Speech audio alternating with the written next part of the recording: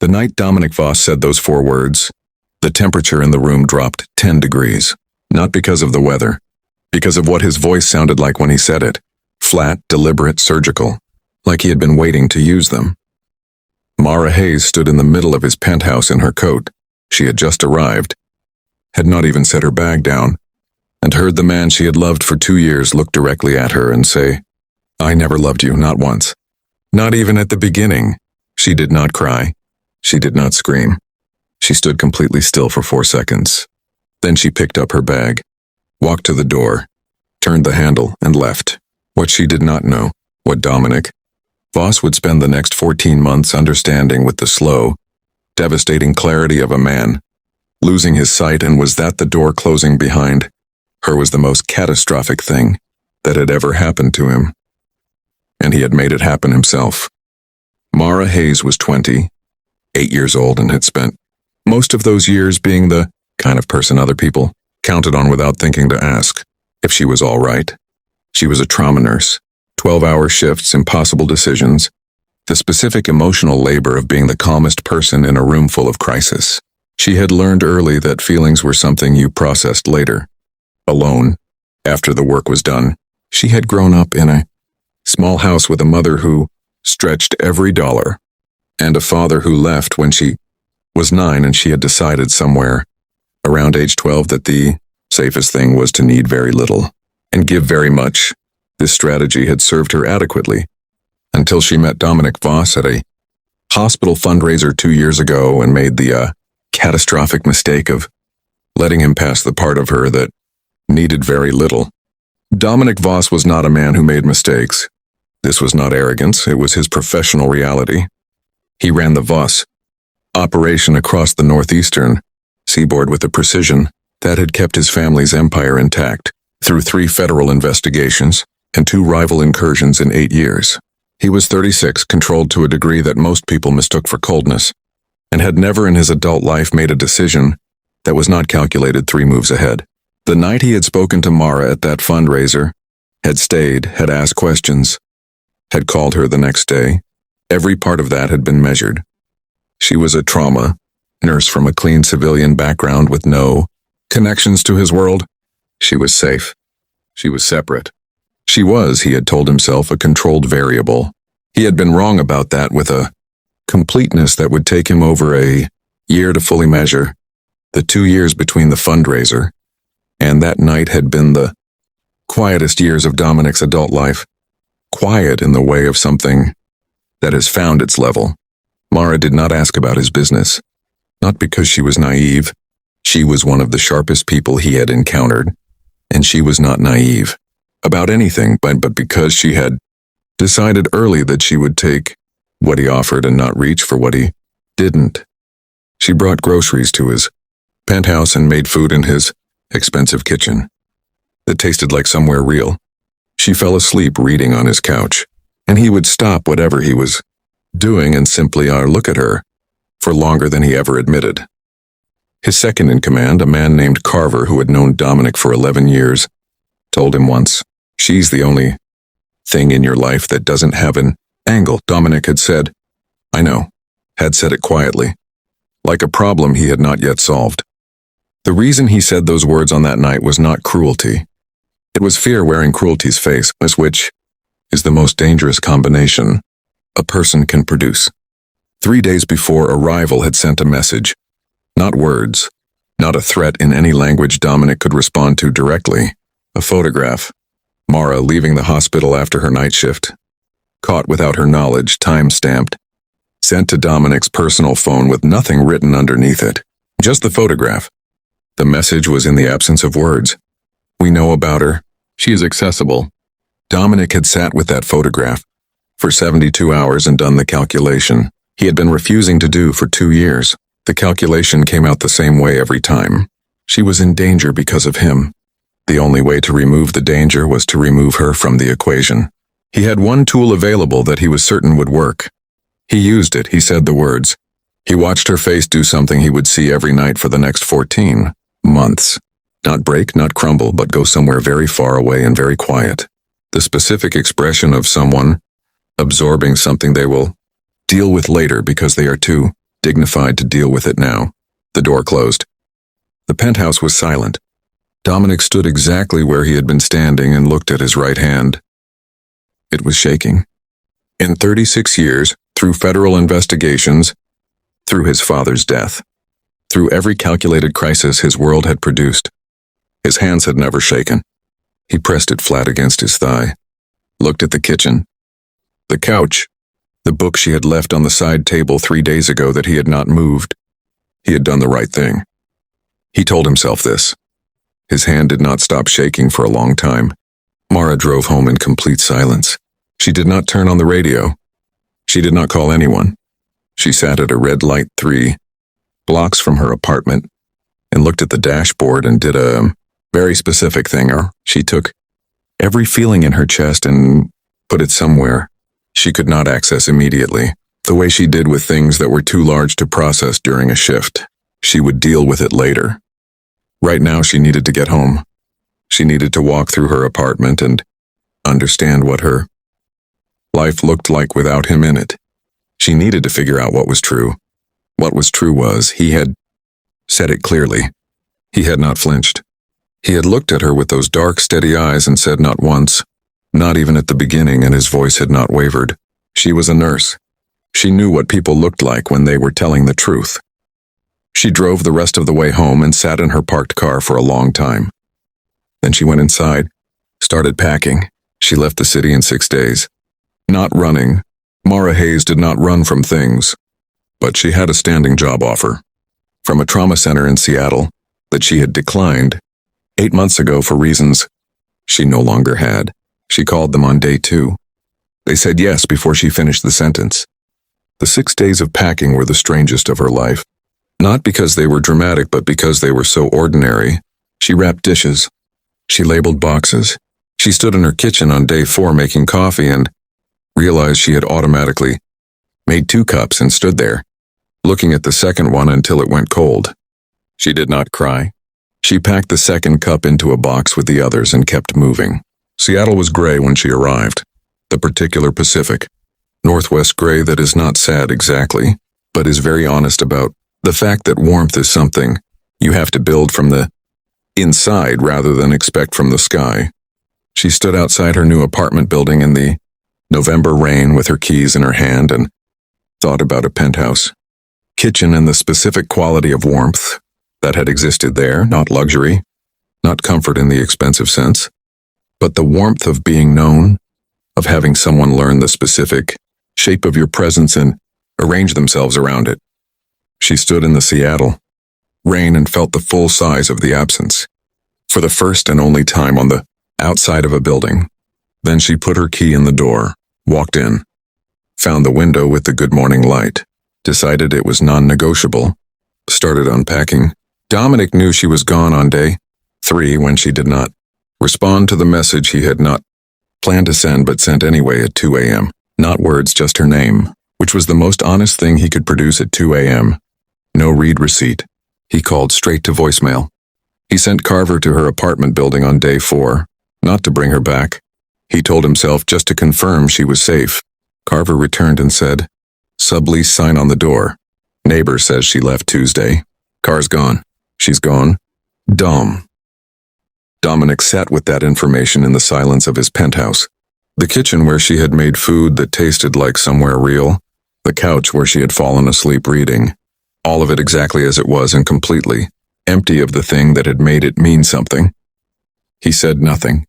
Carver, who had known him for 11 years, left the room quietly and did not ask questions because some answers were visible without asking. Seattle was hard in the specific way of starting over when you are very tired. Mara worked. That was what she knew how to do, and she did it. 12-hour shifts at the trauma center, a new city, a small apartment 2 blocks from the water that had good light in the mornings, which she had decided was non-negotiable. She was good at her job with the new team in the same way she had been good at her job before, focused, unshakable in a crisis, the one the residents came to when they didn't know what to do.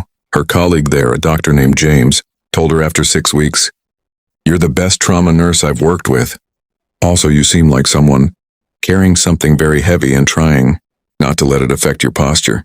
Mara said, "Does it affect my work?" He said, "Not even slightly." She said, "Then it's being handled." He had the wisdom to leave it there. She processed it in pieces the way she processed everything.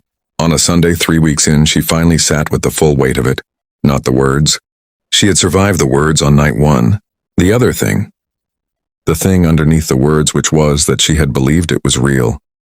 That she had let herself believe, slowly and carefully, and against every defensive instinct she had, built in 28 years, that what was between them was true. She had watched him, the man who calculated everything, who never made a decision without measuring it. And she had seen, or thought she had seen, something he hadn't measured. Something that had happened to him the same way it had happened to her. She had believed that. She had structured her heart around it. And she had been wrong. Or she had been right and he had chosen to destroy it anyway. Which was somehow worse. She sat with both versions until she couldn't tell them apart anymore.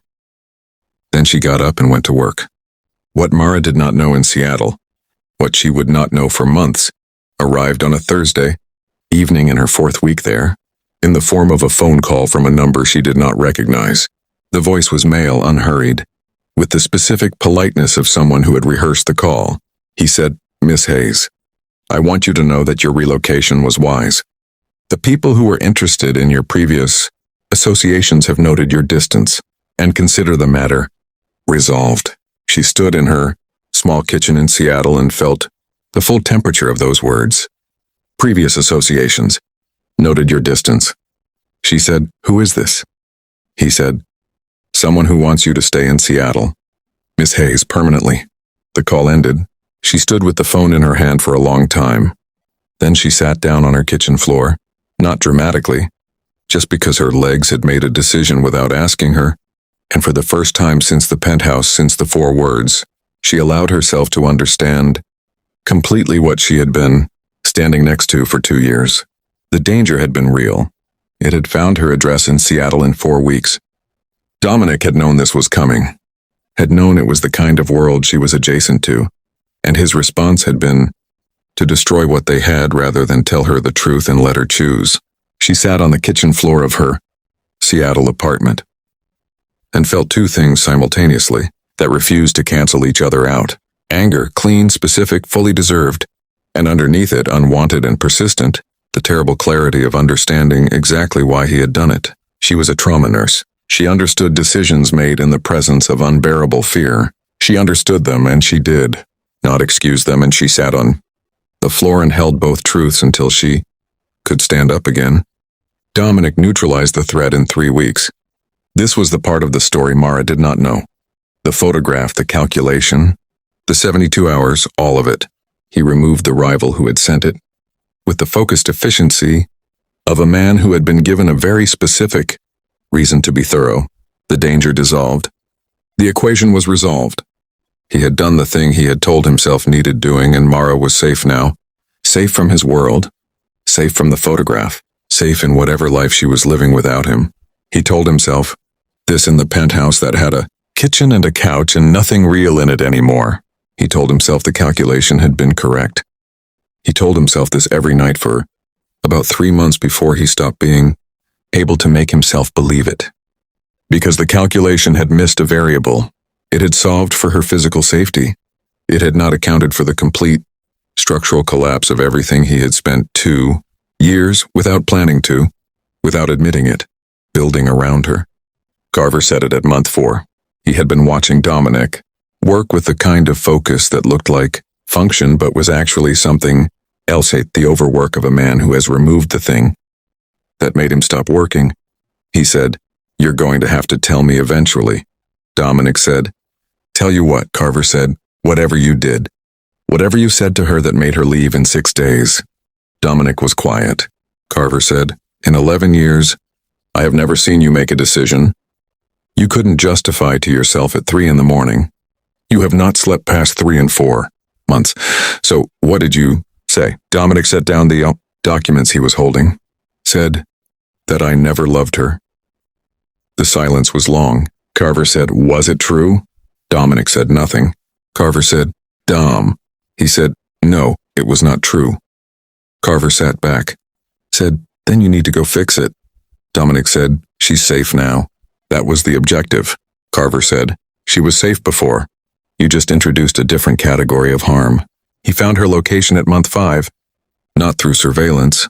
He had made a rule about that which he kept. Through her mother, who he had met twice and who had apparently decided, based on those 2 meetings, to give him more grace than he had earned. He called Mrs. Hayes not to ask for Mara's address, but to ask if she was all right. Her mother was quiet for a moment, then said, "She is working very hard. She is doing what Mara always does. She is being fine until she actually is. But she is not as fine as she looks yet." He said, "Is she happy?" Her mother said, "She is building toward it." "She was building toward it with you too. Before." He said, "I know." She said, "Dominic, whatever happened, my daughter does not do halfway. If she let you in, it was all the way in. You should understand what you had." He said, "I do understand. That's the problem." She gave him the city, not the address. He didn't ask for more than that. He did not go immediately. He sat with the city, Seattle, the word of it, and for 6 weeks, and asked himself the question Carver had asked. What had he done? Not the strategic version, not the calculation, the true version. He had looked at the person who had made his life feel like something real and, in the presence of fear, had chosen to destroy what they had rather than risk having it destroyed by someone else. He had made her the casualty of his own terror. He had told himself it was protection. It had been cowardice dressed in operational language. He had spent 36 years being controlled and precise and 3 moves ahead, and he had used every tool in that arsenal to push away the one person who had ever made him want to put the tools down. He booked a flight, then canceled it, then booked it again, then sat in the airport and almost left. He got on the plane because Carver called and said simply, "Get on the plane." He got on the plane. He found her at the hospital, not inside. He was not going to walk into her workplace and make himself her problem on a shift. He waited outside on a Wednesday evening, at the end of what he knew was her shift rotation, standing in the Seattle rain like a man who had made peace with discomfort, which he had not but was practicing. When she came through the exit door, she saw him from 20 feet away and stopped completely. The look on her face was not what he had steeled himself for. Not anger. Not tears. It was something quieter and more devastating than either. It was the look of someone who had finished grieving something and was now looking at it, returned, and did not know what to do, with the inconvenient fact that grief had not finished the feeling. She said, and from 20 feet away in the Seattle rain, "Why are you here?" he said. "Because what I said wasn't true, and you deserved to know that before." Another day passed. She did not let him explain on the street. She was a woman who processed things properly, and a sidewalk in the rain was not the location for a conversation of this size. She said, "There's a diner 2 blocks. You have 1 coffee's worth of time." He followed her. They sat across a Formica table in a booth near the window, and he told her everything. The photograph, the 72 hours, the calculation, the rival, the neutralization, all of it. He did not present it as justification. He presented it as the true account of what had happened and why, not because it excused anything, but because she had spent 8 months carrying a version of events that was missing, the parts that were about him being afraid. She listened without interrupting. When he finished, she looked at her coffee for a long moment, then said, "You decided to hurt me on purpose, to protect me," he said. "Yes," she said, without asking me. He said, "Yes." She said, "I was a trauma nurse, Dominic. I have made decisions in rooms where someone's life was on the line. You could have asked me." He said, "I know that now." She said, "You knew it then too." That landed. He did not deflect it because it was true. He had known she was capable of handling the truth. Her entire professional life was evidence of that. He had not asked her because asking her would have made the decision hers to share. And if it was hers to share, she might have chosen to stay. And if she stayed, she was in danger. And the danger was the one thing he could not calculate his way to accepting. He said, "You're right, I knew. I didn't ask because I was afraid of your answer." She said, "Which answer?" He said, "On the one where you stay anyway. Because you would have." And I couldn't hold that. The diner was warm and ordinary around them. Outside, the Seattle rain continued. Mara looked at this man who had crossed a country in the rain to say the true thing and felt the full, complicated weight of everything she had spent 8 months trying to put down. She said, I need you to understand what those words did. Not to us, to me, specifically, she told him. She had not planned to. She had planned to listen, assess, and make a clean decision. But something about his face, the complete absence of defense, the stillness of a man who had come here to receive whatever she gave him and had not arrived with expectations and opened the part of her that she had sealed carefully on the drive home 8 months ago. She told him what it had felt like to believe him. She told him about the 12 years of not needing that she had undone to let him in. She told him about sitting in the parked car, outside her apartment and going through every memory looking for the lie and not being able to find it, which had been paradoxically worse than finding it. She told him about Seattle, not the rebuild of her professional life, which had gone fine, but the other rebuild, the personal one, the one that was slower and less certain and was still in progress. When she finished, the coffee was cold and neither of them had noticed. He said, I did that, not a question. She said, yes. She did not take him back that night. She was not a woman who made decisions at the end of an 8-month absence over cold coffee in a diner. She said, I believe that what you told me tonight is true. I believe the photograph was real and the fear was real, and I believe you are here because you mean it. He said, but, she said, but trust is not a switch. You broke something specific in me, and I am not going to pretend it unbreaks because you explained why you broke it. He said, what do you need? She said, time and honesty. And for you to understand that if you are here, if you are actually doing this, you are doing it in my city on my terms. I am not going back to New York. I am not going back to being the woman in your penthouse who didn't ask questions. He said, I'm not asking you to. She said, what are you asking? He said, to start, again, differently, with everything on the table. She looked at him for a long moment, said, Grant, get a hotel. We'll talk tomorrow.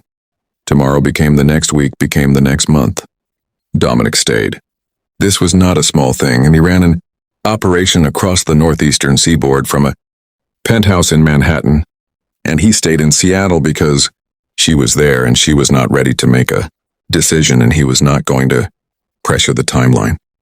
He managed his operation remotely with an efficiency that surprised Carver, who called once and said, You're in Seattle.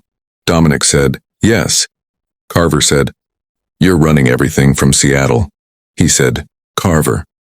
Carver said, I'm not complaining. I'm just noting that you never did this for anything before. Dominic said, I know. Carver said nothing for a moment. Then, good. Dominic met Mara for coffee 3 mornings a week. Then dinner twice. Then a walk along the waterfront. On Sundays that neither of them formally arranged, but both showed up for. He let her set every pace. He was not performing patience, and he was genuinely, for the first time in his life, willing to wait for something because the something was worth the wait. She tested him. Not cruelly, honestly. She asked the questions she had not asked for 2 years. About the operation. About specific decisions. About the things that happened in the rooms she had never been invited into. He answered all of it. Not completely. The world he lived in had limits on complete. But honestly within those limits and clearly about where the limits were and why. She asked once, Has anyone been hurt because of a decision you made? He said, Yes. She said, Recently? He said, 8 months ago I neutralized the man who sent the photograph. That required things I won't detail. He is alive. She processed this, said, Is that the category of thing I need to know about, or the category I can choose not to know about? He said, Your choice entirely. She said, I want to know when. Not how. He said, Done. She nodded. Looked at the water. Said, I'm still angry with you. He said, I know. She said, Good, don't forget it. James and her colleague, the doctor who had said she was carrying something heavy, met Dominic on a Thursday when Dominic arrived to walk with Mara after her shift, and James happened to be leaving at the same time. He shook Dominic's hand and gave him the precise look of a man, performing a rapid and thorough assessment. Later he told Mara, "He looks at you like you're the only fixed point in the room." Mara said, "That is either very romantic or very alarming." James said, "In my clinical opinion, both." Also, he looked genuinely nervous meeting me, which means he cares what you think and by extension what your people think, Mara said. "You've known me 4 months," he said. "Mara, you brought me soup when I had the flu. You're my people." She smiled at that. Really smiled. Not the composed, professional smile, the real one. James noted this, said nothing, but he stopped worrying about her in the specific way he had been worrying about her since she arrived. The moment she knew, not decided, knew, happened on a Tuesday that was not special in any external way. She had come off a brutal shift and the child, a car accident, an outcome that had taken everything she had professionally and left her, emptied out in the specific hollow way that the worst shifts did. She came out of the hospital and Dominic was there. He always knew somehow, when the shift was that kind. She had stopped, wondering how, and accepted it as a quality of his attention. He didn't ask how it went. He didn't say anything. He just fell into step beside her and they walked to the water and stood there, in the cold for a long time without speaking, and she realized, in standing there emptied out in the cold, saying nothing, that she felt held. Not fixed, not rescued, just held the way a structure holds, steadily and without drama, the weight of what is placed inside it. She had been a trauma nurse for 6 years and she knew the difference between someone who wanted to save you and someone who simply he stayed. She said, "Dominic." He said, "Yeah." She said, "I'm not done being angry." He said, "I know." She said, "But I'm done being gone." It was not a dramatic reconciliation. It was two people sitting on a bench by the Seattle waterfront at 9 p.m., deciding to do a hard thing honestly. She said what she needed, real transparency, her city until she chose otherwise, his world not becoming her world without her consent at every step. He agreed to each thing specifically, not generally. She had learned that general agreements were easy and specific ones cost something and she needed to know the cost. He said, "I have one thing I need to say." She said, "Say it." He said, "I have spent 36 years being 3 moves ahead of everything in my life. Every decision, every relationship, every risk uncalculated, managed, controlled. You are the only thing I have ever encountered that I could not calculate. And instead of understanding that as the most important information I had ever received, I used it as a reason to destroy what we had. That was the worst decision of my life, not strategically, personally, and I will not make it again." The waterfront was quiet around them. She looked at him for a long time. Then she took his hand, said nothing. Sometimes the answer does not need words. The next months were different from the 2 years before. Not easier, but more honest, which was better than easier. They fought sometimes, real arguments, the kind that happen between people who are both strong and both certain and both carrying histories that do not always fit neatly together. Mara fought cleanly, direct, specific, no stored ammunition. Dominic fought quietly, which was somehow more intense. The contained version of someone unlearning the habit of resolution through control. After their first real argument, she said, "You cannot go silent and wait for it to pass. That is not how this works," he said. "I don't know another way." She said, "Learn one." He did. Slowly, imperfectly, the way real things are learned. She watched him try and found that watching someone try genuinely, visibly without performance, was its own form of intimacy that she had not expected, and valued more than she could easily say. His world touched hers twice more. Once when a situation required him to be unreachable for 4 days with no explanation available, and once when Carver called her directly because Dominic was in a hospital in Boston and had listed her as his emergency contact without telling her. She drove to the airport for the second one. Boston, next flight. She was in the air before she fully processed what she was doing. He had a broken rib and a concussion from a situation she was given the broad outline of and not the detail. She sat beside his hospital bed and looked at him, conscious, irritated at the inconvenience, visibly startled that she was there, and said, You listed me as your emergency contact. He said, yes, she said. When? He said, like 2 years ago. She sat with that. 2 years ago. Before the photograph. Before the words. Before all of it. He had listed her 2 years ago and never mentioned it. She said, that's the most accidentally honest thing you've ever done. He said, I have my moments. She stayed until he was discharged. She did not make it mean more than it meant. It meant enough. She called her mother from Seattle on a Sunday morning, the long kind of call, the ones they had every few weeks where the real things got said. Her mother asked, how is he? Mara said, better, trying, honestly trying, which is different from performing trying. Her mother said, and you? Mara was quiet for a moment, looked out at the water from her apartment window. The good light she had decided was non-negotiable. The light that had held her up through 8 months of rebuilding, said, I'm good, Mom, not fine good, actually good, her. Mother exhaled, the specific exhale of a woman who had been worrying at a frequency she had not fully disclosed. Sebastian, that's all I needed to hear. Mara said, he's not easy. Her mother said, neither are you, baby. You never have been. Easy people don't become trauma nurses. Mara laughed, a real one. Uncomplicated, said, that is either a compliment or a diagnosis. Her mother said, in this family it's both. 1 year after a rainy Seattle sidewalk and a diner with cold coffee, and the beginning of a very long, honest conversation. Mara Hayes stood in her apartment with the good morning light coming through the windows and watched Dominic Reyes sit at her kitchen table reading something on his phone with the focused quiet that was his natural state, his coffee going cold beside him the way it always did, because he forgot to drink it when he was thinking, and felt something she had no cleaner word for than home. Not his penthouse, not a city, not a version of safety that required her to make herself smaller to fit inside it. This, the specific combination of this man and this light in this life she had built, on her own terms. Kenan was home. He looked up and caught her watching. Said to say, what are? She said, nothing. He said, you have a specific look when you're thinking something you haven't decided to say yet. She said, you've been studying my face, he said. For 3 years, you're a difficult read. She crossed the kitchen, sat across from him, pushed his cold coffee toward him, said, I love you. I don't think I ever stopped. I need you to know that I know the difference between that being true and it being enough. And right now, today, it's both.